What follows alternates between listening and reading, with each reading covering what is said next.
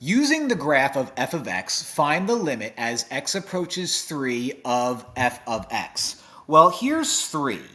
And the limit as x approaches 3 does not exist. And if you're like, whoa, whoa, whoa, there's a number here and the answer is 2. I know.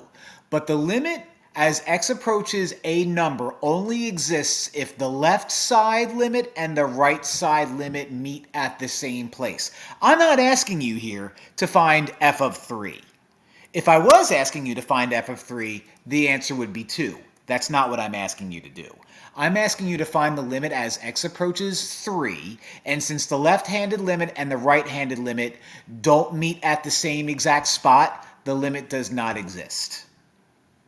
Which of the following limits that describe the behavior of the function f of x shown in the graph is false? So I'm looking at a right-handed limit, which means it comes from the right. I'm looking at a left-handed limit, which means it comes from the left. And I'm looking at 1.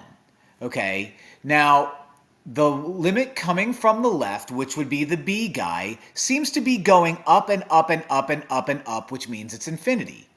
So the left-handed limit, the limit as x approaches 1 from the left is infinity. That's true. The limit as x approaches 1 from the right side is also infinity. So that means this guy is also true. Since the left-handed limit and the right-handed limit are the same exact thing, that means the limit as x approaches 1 is also infinity. Okay? So really, which of these is false? Well, none of them are. I messed that problem up. So let's pretend that D was none of the above. You're my answer, because all 3 of these are true. Since the left-handed limit is infinity and the right-handed limit is infinity, then the limit at that number is also going to be infinity, which means all 3 of these are true. So what's false? Nothing's false. So like and subscribe. Find the limit as x approaches 1 of g of x. Well, we have this picture here, and what we have in this picture is the fact that at 1 we have a value of 2. Does that mean the limit as x approaches 1 of g of x is 2? No. That guy right there is saying g of 1 equals 2. The limit as x approaches 1 is going to be wherever the left-sided limit and the right-sided limit meet. And since the left-handed limit and the right-handed limit meet at 1, the limit as x approaches 1 of g of x is also going to be 1. So if you're given a graph and you're being asked to find the limit and there's a hole or some type of asymptote, you need to make sure that the left side and the right side meet at the same place. And wherever that place they meet is where my limit exists. Not if there's some dot floating around. The dot is the value when you plug in x. The limit is where your graph seems to be going at that moment, and my graph seems to be going to 1 as I approach 1. Find g of 1. Now in this picture I have a nice little graph where there's a hole here at 1 and then it keeps going. At 1 I have a value of 2. Does this have anything to do with the limit? No. At 1, if I were to plug in 1, I get a value of 2, which means g of 1 is 2. No limits. Don't think about left-handed limit, right-handed limit. Don't even worry about that.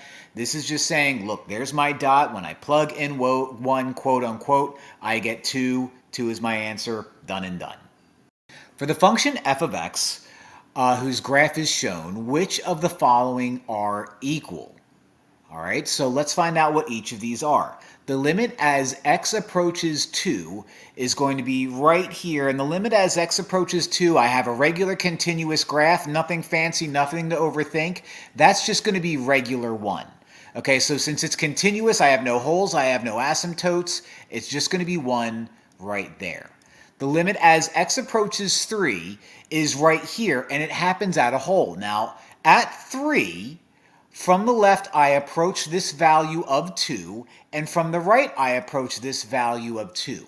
And wherever my left-sided and my right-sided limits meet, that's going to be where my limit is at the regular number, not at 1. Okay? F of 3 is 1, but the limit as x approaches 3 is going to be 2 because of left-handed and right-handed limits meeting at the same spot. So far the answer is not 1 and 2.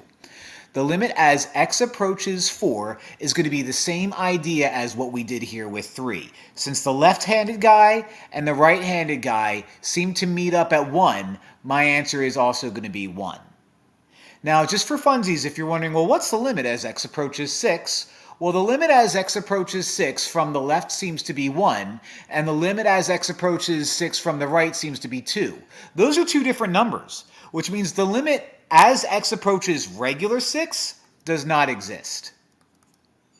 So, which of the following are equal? 1 and 3 are equal. And so that's going to be my guy, baby.